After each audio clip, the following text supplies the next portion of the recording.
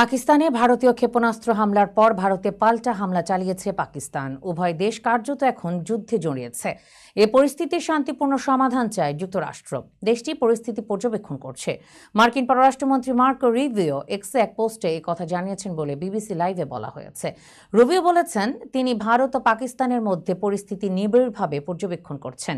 আজ বুধবার সকালে মার্কিন যুক্তরাষ্ট্রে ভারতীয় দূতাবাস জানিয়েছে, ভারতের জাতীয় নিরাপত্তা উপদেষ্টা অজিত দোভাল রুবিওর সাথে কথা বলেছেন এবং গৃহীত পদক্ষেপ সম্পর্কে তাকে অবহিত করেছেন। মার্কিন প্রেসিডেন্ট ডোনাল্ড ট্রাম্পও ভারতের হামলা সম্পর্কে গণমাধ্যমের প্রশ্নের জবাবে এটিকে লজ্জাজনক বলে অভিহিত করেছেন। ওয়াশিংটন ডিসির হোয়াইট হাউসে বক্তৃতা দেওয়ার সময় ট্রাম্প বলেন, আমি আশা করি এটি খুব দ্রুত শেষ হবে। রুবিও বলেন, তিনি মার্কিন প্রেসিডেন্টের মন্তব্যের প্রতিধ্বনি করেছেন। তিনি শান্তিপূর্ণ সমাধানের জন্য ভারতীয় এবং পাকিস্তান উভয় নেতৃত্বের সাথেই যোগাযোগ অব্যাহত রাখবেন।